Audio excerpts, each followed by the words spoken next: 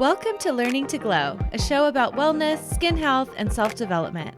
I'm your host, Jess. I'm a mom, entrepreneur, and skincare expert.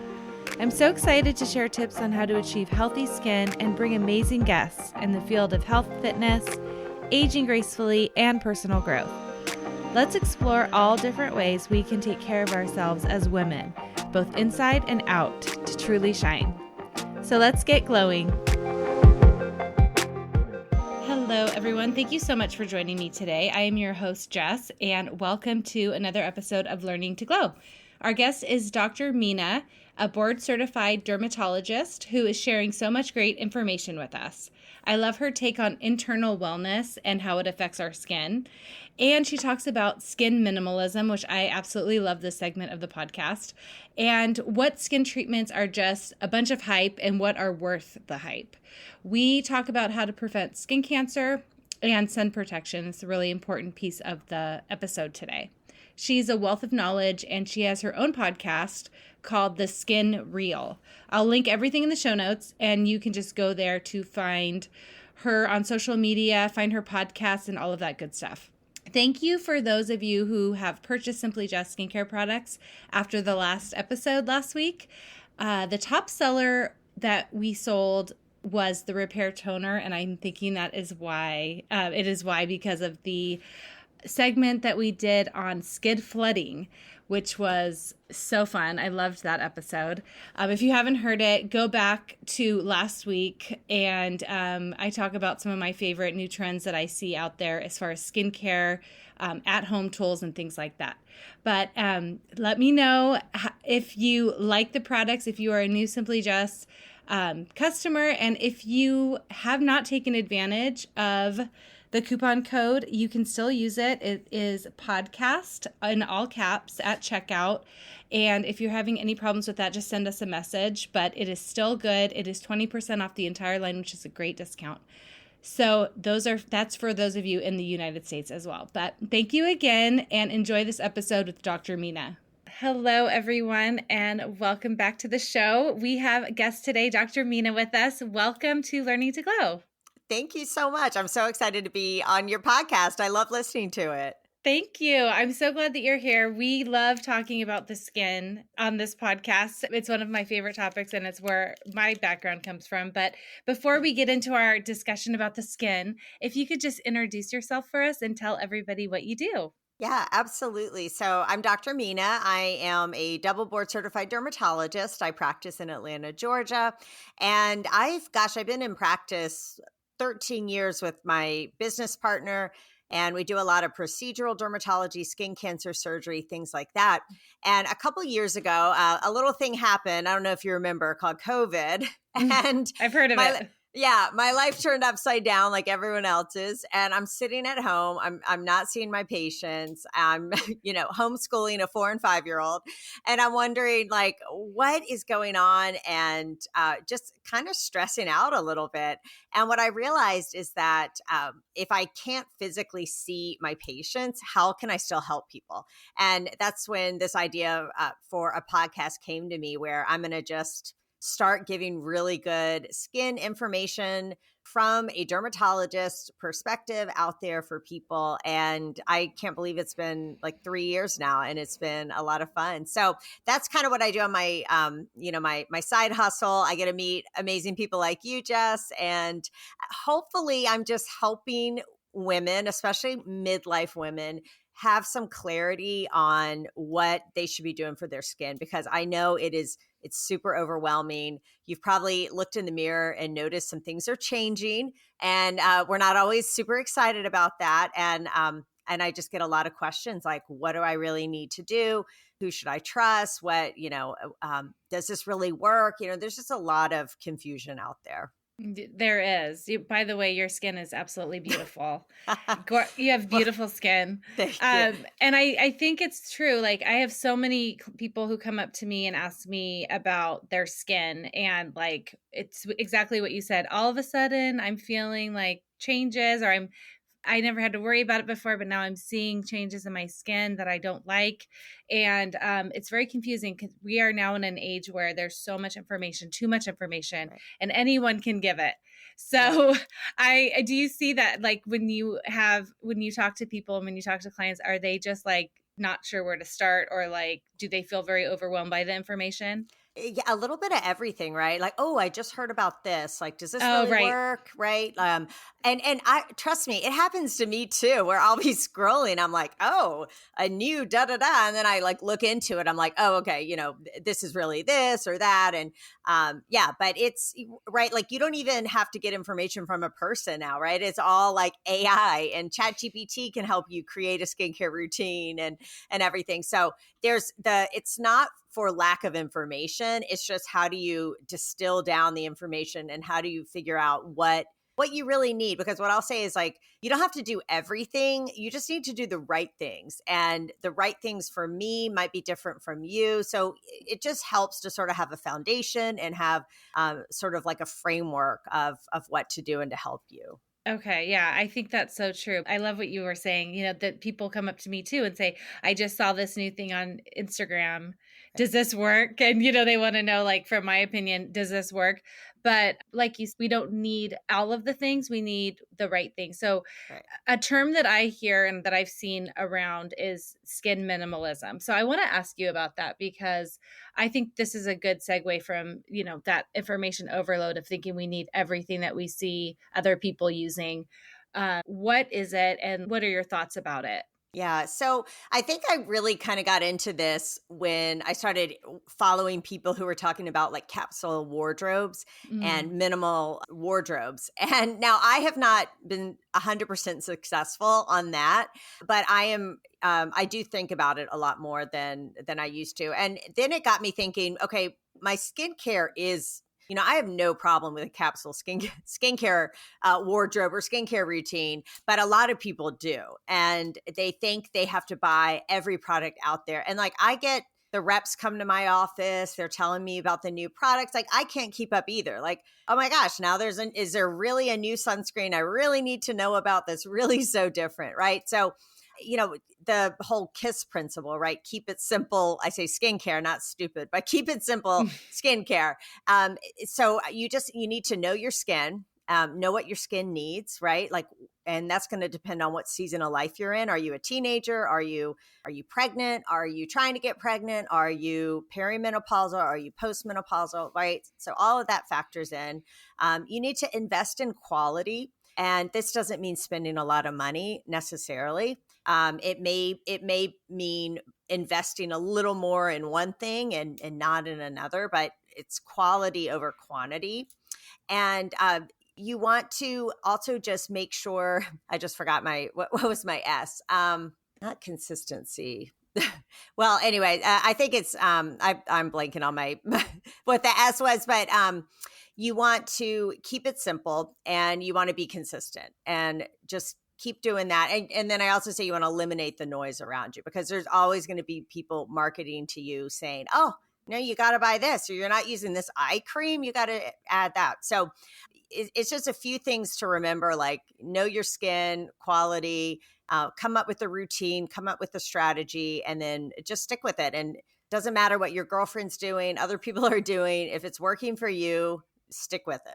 Yeah, and try to ignore the rest, Yeah. because yeah, it's like it's almost like a lot of wellness and health information. I feel like they correlate in the skincare world, because it's as much in that area as with the skincare. There's so many people Hmm. saying, "Okay, you should try this to lose weight and not this." And then every day you keep switching things up, and then there's no, like, that one big piece that you talk about, which is being consistent. Right. So when you're new to this and you're like, okay, I'm ready to make a change with my skin, I need some foundational skincare.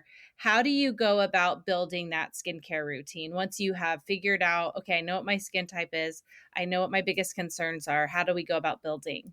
Yeah. So then I talk about, you know what your skin needs, and then also know what your goals are, right? So, like, I give my mom as an example, because she is a true minimalist. She is about to be 70. She has never done Botox. I can't even get her on a tretinoin or vitamin C serum. Like, she's a pure cleanser, moisturizer, sunscreen girl, and her skin looks great. I mean, she's 70 almost, but she has very nice skin.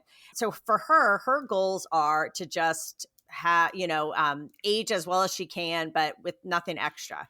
Other people may be like, nah, I want to have a little extra. I want to maybe stop those wrinkles, or I want to maybe do some laser treatments or some injectables. So you have to kind of know what your goals are. Your goals shouldn't be to look like I'm never aging and to look like I did when I was 18, because you're always going to be disappointed. But you want to align your habits have to match your needs and your goals. And your goals are allowed to change. Like at 20, you may say, I'm never going to do filler. That's so not me. Right. And then at 35, you might be like, well, I could try it. Right. So everyone's going to be a little different, but just kind of figure out, what are your goals? Like, what are you okay with? What are you maybe willing to try and invest in? What are sort of hard no's for you? And then you can talk to your dermatologist about it. Like, what are sort of like the next best steps for me? But with your skincare, it can still be really, really simple. Yeah. And I like that, because when you're coming up with, okay, I have a goal of minimizing my hyperpigmentation and Right. my fine lines and wrinkles or whatever it might be, then you can kind of go in with the game plan. Like, this is my skincare plan, and then this is my treatment plan. Right. So when you're dealing with somebody who has, let's just, because we keep talking about it, and that's a common thing with midlife, fine lines and wrinkles, what would be, for a client who is trying to make that a goal? Tell me about like the treatment side of it. What are some things that you love for that? Yeah. So like in office kind of stuff. Yeah. Yeah. So fine lines and wrinkles, super common. And really, this is, I would say, one of the first things people notice in their skin. I mean, I even see 20-year-olds who are starting to get some fine lines, right? So Mm-hmm. this isn't just for like 40 plus. The best, I mean, it kind of depends. So if you are someone who is very dynamic when you speak, and your forehead, when you raise your forehead, it looks like you have like lots of rolls on your forehead, then the best is, you have what I would call very dynamic wrinkles. They are wrinkles that appear when you emote, when you are expressive. And doing some toxin like Botox, right? That can really soften those muscles. It can be done in a very natural way where you don't look weird. You're not totally frozen, but it will soften them. So that's really the best for that. Now, the reason to kind of target those muscles as you're starting to get fine lines in the skin is that the more you use those muscles, the more those lines are going to become etched in, right? So we've all seen people who have those like 11s in between their eyebrows, and I'll give them some Botox, and they're like, oh, it didn't help. It didn't get rid of the lines. If the lines are there at rest, it will soften them, but it can't totally remove them. So that's sort of where this like notion of baby Botox comes in. Like, is Botox preventative? It's like, well, kind of, because if you can soften those muscles and they're not working as hard, you can soften those fine lines. But I also think Botox, and again, I'm saying Botox, but I mean all of the neuromodulators out there. It's just Botox has that, Brand name name. name Yeah. recognition, right? Right. It is a great one to sort of dip your toes into if you are thinking about in-office things, because it's not permanent. I would say 99% of people love it. So I say it's a little bit of a gateway treatment. But it wears off. So if you don't like it, you never have to do it again. Right. But it can also just be done really, really naturally. I think people think you're going to look really weird, but if it's done well, and you don't need a ton of units, it just softens those lines, and you just look refreshed. I don't know if you've ever had it, but if you get it done, like, people are like, oh, you did you just go on vacation, or did you get a good night's sleep? The way the light reflects on the skin is just really lovely. So that's kind of like the first thing I would do if you're starting to notice some fine lines and wrinkles. And then you mentioned lasers, and that can be an overwhelming Yeah. topic for people, because I Yeah. have friends who are like, okay, I'm ready to get lasers, but like, which one? Like, Right. how do you even navigate that? And I know, Yeah. like, that's why you go and see a professional to get recommendations on this sort of thing. But if you have someone who's interested in, like, they're listening and they're like, you know what, I'm ready to do some type of laser, where do I start? Yeah. So laser, first of all, it's not just like one thing. It's not like one device. Like, yeah, get the laser, bring the laser in. So laser is just a name for a device that uses a specific wavelength to target something in the skin. So I like to break it down into kind of different categories. Like, what is the laser treating? So we have lasers that treat redness. So that would be people who maybe have that red flushing or rosacea, or they have a scar that's really red. So that's a vascular laser. We also have lasers that treat pigment. So that could be like tattoo pigment, that could be discoloration, sun damage, melasma. And then we have lasers that target water, and they go a little bit deeper. And those are going to be like your collagen boosting lasers. So I would just tell people, if you're thinking about laser, I would just say first, start off with what bothers you and what do you want to improve on, right? If you look in the mirror, is it redness? Maybe it's some brown spots and red spots, right? A combination. Or do you just feel like your skin looks kind of dull and it just needs, it feels like it's kind of like dropping or creping, right? So I would say, rather than thinking, oh, I want a laser, just figure out like what is bothering you that you want to target. And I know people hear like name brands of lasers, and they're always oh, I want to get this laser, I want to get that laser. But again, it's the kind of laser or the name brand of the laser is really less important than who's firing the laser and what you're trying to treat. So because there are a lot of great lasers out there, and I wouldn't necessarily worry about the brand name. And I would rather trust who's holding it. Are they skilled? Do they know how to set the settings and not just use the pre-recorded ones on the device? And is that laser really going to target what you're after? So for instance, I've like never had a laser until this year of my life, which people are like, what?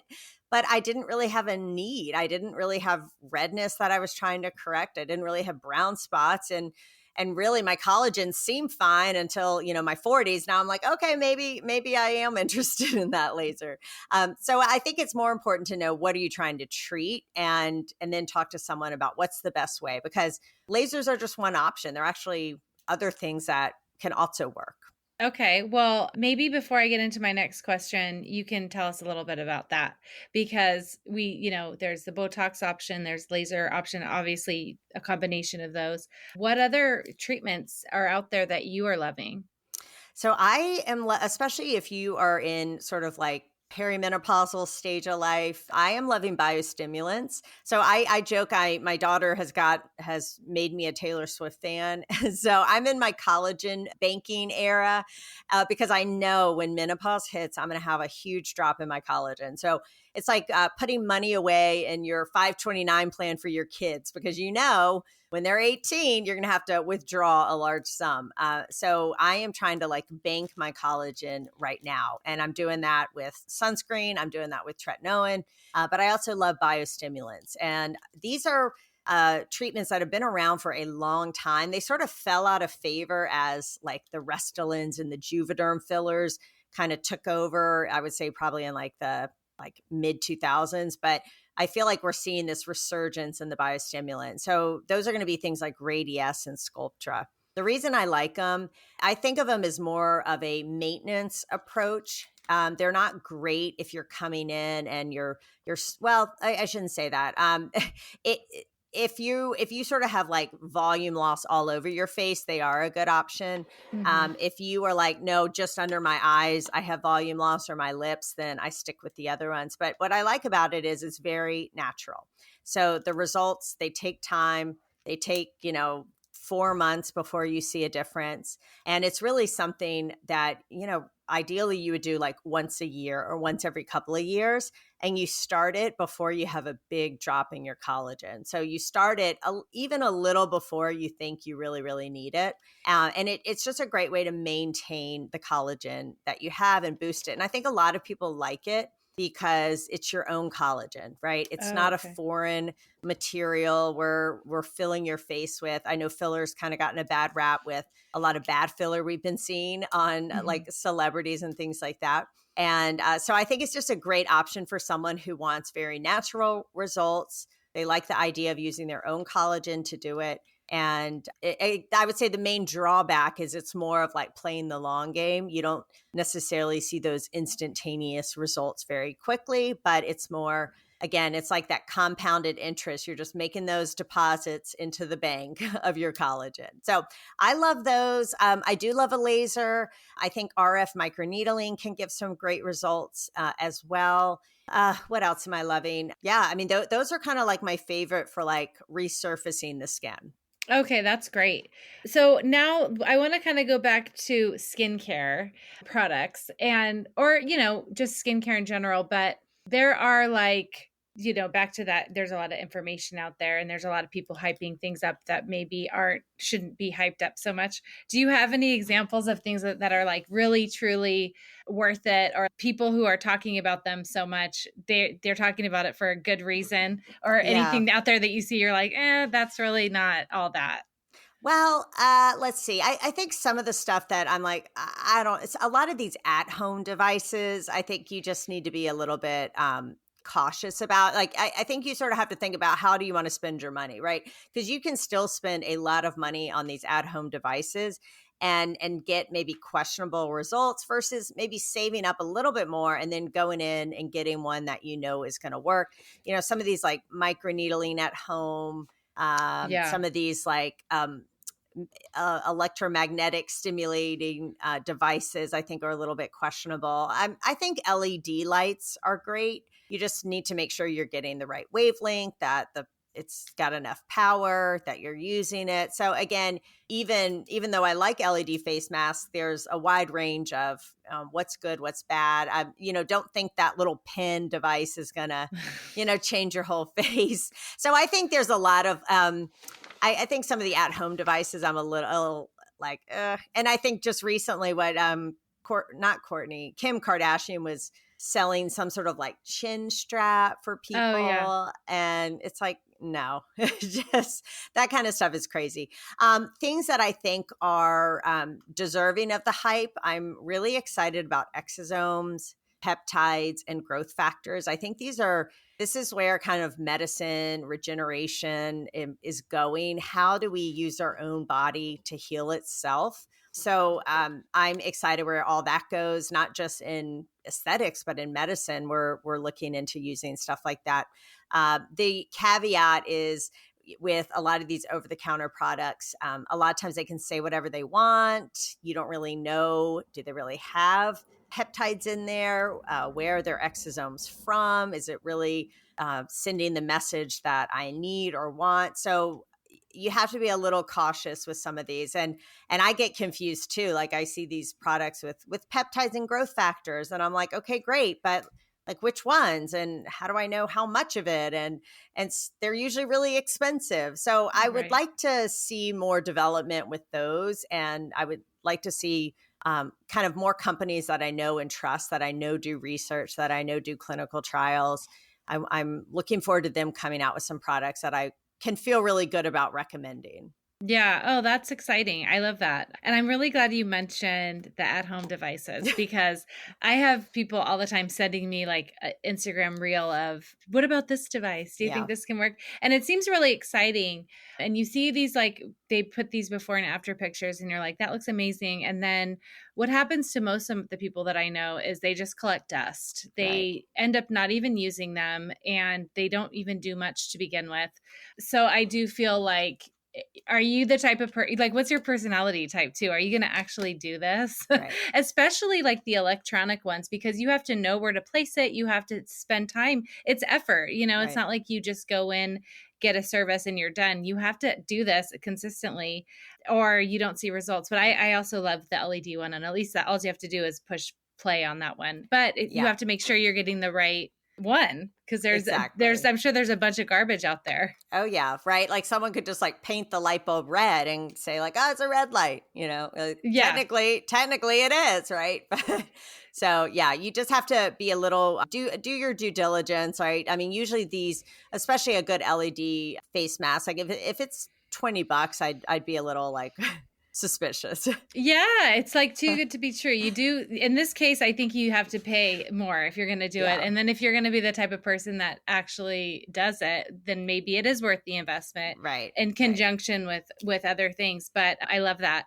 So I want to talk a little bit because you are a dermatologist and, you know, we take care of our skin. We wear sunscreen because we want to watch our fine lines and wrinkles. We want to have, you know, an aging tool, which I think SPF is such a good aging tool. But it's way more than that. I mean, it's the cancer prevention is such a big piece of this. And so I think especially this is good information for people who are interested in getting lasers and treatments and they're exfoliating because their skin is more exposed without the dead skin there.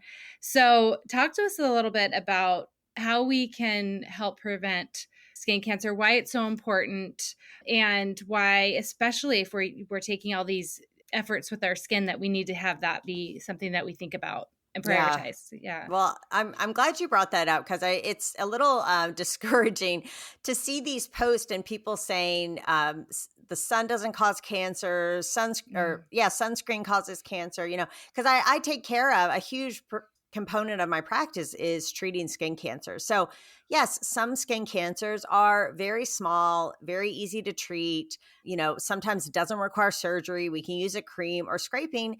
And then I've seen skin cancers that kill people. And I'm not just talking about melanoma. And I think people don't, first of all, they may not even know there's skin cancers beyond melanoma, right? I think most people have heard melanoma, especially if you're younger, right? We've heard melanoma, but what's way more common are basal cell carcinomas and squamous cell carcinomas. And in fact, squamous cell carcinomas kill twice as many people as melanoma.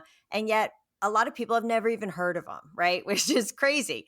But these are from sun damage. And it's usually sun damage that accumulates over your lifetime.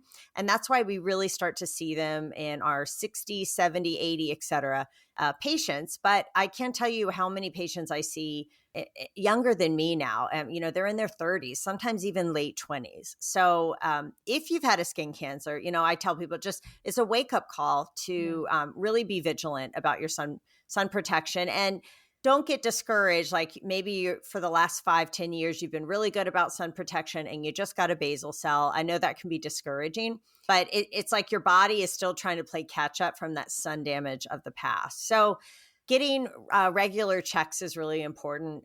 If there's a spot that you think is a pimple and it just doesn't go away after about a month, you should get that looked at, right? A spot that bleeds on its own, a spot that you think is a wart, but maybe it hurts or it's growing. You know, these are things to get in and have someone look at it and evaluate it. Because when we catch them early, then they usually are not a big deal, right? We can easily remove them. A lot of times we can hide the scar really nicely.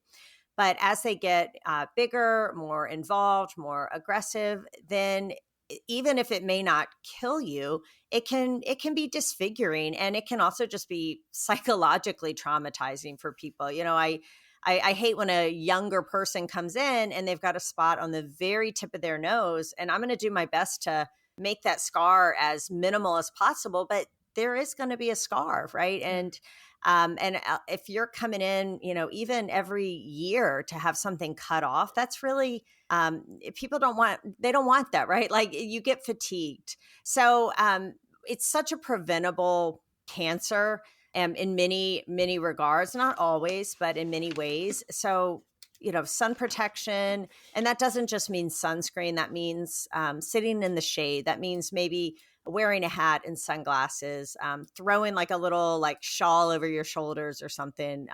So you're not like roasting under the sun, and just kind of making these little decisions. You know, it doesn't sound like a big deal, but if you do that sort of every day for the rest of your life, that's going to have a big impact in 10 years, 20 years, et cetera. And the other thing that's kind of exciting is we have some like chemo creams that can help prevent skin cancers or remove the top layers of skin. We've got some like red light therapy, and even certain lasers have been shown to help reduce the number of precancers and skin cancers. So I think that's pretty cool. And it just goes to show by kind of removing that damaged skin on the surface, it can help encourage healthy skin underneath and hopefully prevent some skin cancers. Oh, I didn't know that about the lasers and everything. That's really cool. Yeah. I agree with you, like, because I am very natural minded in a lot of ways. And I've seen a lot of talk online about, don't wear sunscreen or just wear coconut oil because it has SPF in it naturally and things like that. And I think like there's a fear of wearing chemicals on your skin, quote unquote. But this is a real thing. Like saying those things and talking about SPF that way is dangerous, I think, Right. because people will believe that. And then I actually had a woman on my podcast who was about, I think she was like 26, and she was diagnosed with skin cancer, and it was a big deal. She was so young and just didn't ever think about it. And I know a lot of people, I grew up here in Southern California. I have a lot of sun damage, before I knew any better. I used to get burned all the time. I had no idea like how Right. bad it was for me. And so I live with like on my body, like a lot of sun damage, a lot of hyperpigmentation you can see and everything like that. But I'm so much better about it now. And like you said, hat, sunscreen. I even have some sun damage on my eyes from so much sun exposure. Wow. So even the sunglasses are really important. So Yes. that is really like, I just wanted to ask you about that because I think it's such an important topic, especially with so much information out there that kind of minimizes the importance of a sunscreen and wearing hats and all of that other important things that we need. And your checks, going and getting checked. Right. Yeah, exactly. Early detection is huge, and just making these changes now. And I just wish someone could be a fly on the wall, like seeing what I see every day, taking Yeah. care of these patients. It's it can be really devastating. And fortunately, the majority can do really well, but I don't want to be cut on every year, every couple of years, and have a new scar and all of that. So, and if you're not even, maybe you're not even worried about skin cancer, but the sun is one of the worst, agers of our skin. And if you don't believe me, like look at your stomach and then look at a part of your body that doesn't see a lot of sun, or the inside part of your arm, and then look at the top of your arm. And that's the power of the sun, right? And kind of that premature aging. Yeah, it's really important to be aware of because you're right. It Yeah. makes that's what's aging us in a lot of Right. cases. Yeah. So, is there anything else you want to share with us, and especially anything for women, the audience that we've been talking to, which is women in midlife, when it comes to their skin? Yeah, well, I talk a lot about just holistically taking care of your body. I think we think of our skin as just our face. we like forget that we have skin covering the rest of our body, and our skin is an organ, right? It's like Right. your heart, it's like your lungs, your kidneys. It is an organ system, and our skin reflects what's going on internally, which I think is one of the cool parts of being a dermatologist, because I can sometimes tell, like, ooh, they've got some lung issues, or they've got, whatever going on. So your skin is going to reflect how you take care of your body. And I know in this whole, today everyone's into wellness, and I'm into wellness, right? Like I'm into longevity. Like I want to age as well as I possibly can. And so taking care of your body will make your skin look better. So focusing on your diet, like how much actual sugar are you eating? And I have a sweet tooth, so I am all about moderation, because I think life is meant to be enjoyed too. Yeah. And if you can't even like go out to eat with your spouse or celebrate a birthday or something, because you're so worried about sugar, I don't think that's good either. But be mindful of how much sugar you're eating. We know that this can speed up collagen degradation, a lot of processed sugar, and I think we eat more than we realize because we eat so much like processed food. So I do think about that. I do try to cook at home. I try to eat things that resemble, where it came from, like a carrot still looks like a carrot, and fruits and things like that. Exercise. This is something I sort of naturally was just thin, and I didn't really exercise for a long time, or I felt like just being at work was my exercise. And now that I'm in my mid 40s, I'm like, oh wait, I need to actually like resistance train and not just do cardio to be thin. Like I need to actually lift some weights. And that's really important for women, especially in midlife. And that's going to make your skin look better. It's going to make your bones stronger. So doing that, sleep is critical. I think probably you or a lot of your listeners, right? Like if you're a parent or you have a career, or you're taking care of your kids and family, like you take care of yourself last, right? As women, we're usually the last to be taken care of because we feel like we have to take care of everyone else first. But you got to prioritize your sleep, your mental well-being, stress. All of that is going to affect your skin. So, if for nothing else, do it so you have gorgeous skin, right? So just think about how you're taking care of your body. Don't just think of your skincare as what topicals you put on or what procedure you get done. Think of that as like the last 10%, but really your skin health starts on the inside. So I just think we should spend more time talking about that. That is amazing. I honestly could not be happier that you said all of that because that is what I talk about on my show so much. It's so beautiful to hear it coming from you. And it's true. I had a night last week where I just had no sleep. It was like the least sleep I had had in a long time. I could see it in my face. And I was like, wow, I'm not only affected by the way I look, I felt terrible. I felt so bad. And like, especially at this age, I just cannot coast on no sleep anymore. No. It really, it's like, it was not a productive day. Let's just put it that way. Yeah. You don't eat well. No, you're so hungry. Your hormones are out of whack and they already are out of whack. So I love that. I think it's a beautiful message and something that I really believe in, like, and talking about how the skin is an organ. That's so important as well. So thank you for sharing all of this with us. This is like so up my alley. It's amazing advice. And I really enjoyed talking with you today. Oh, this was so much fun. Yeah, I could talk about this forever.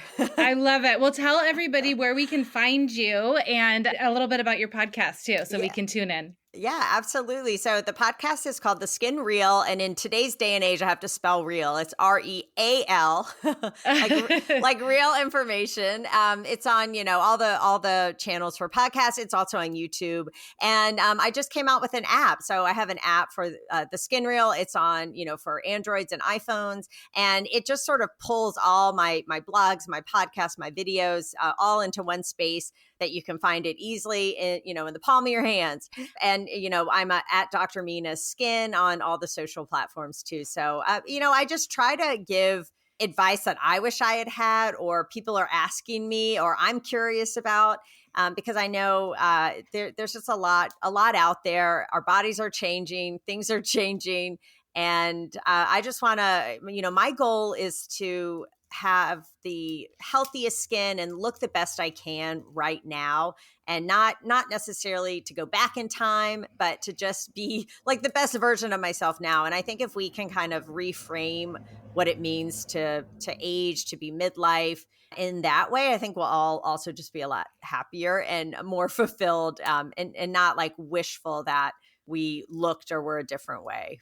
Oh, I agree so much. And you can tell that you walk the talk because your skin looks literally gorgeous. Well, so yeah, I didn't always, but now I'm like on the straight and narrow.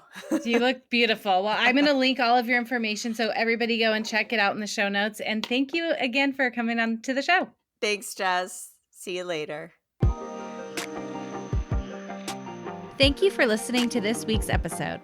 Please subscribe and review so we can reach more people who want to learn to glow alongside us. See you next time.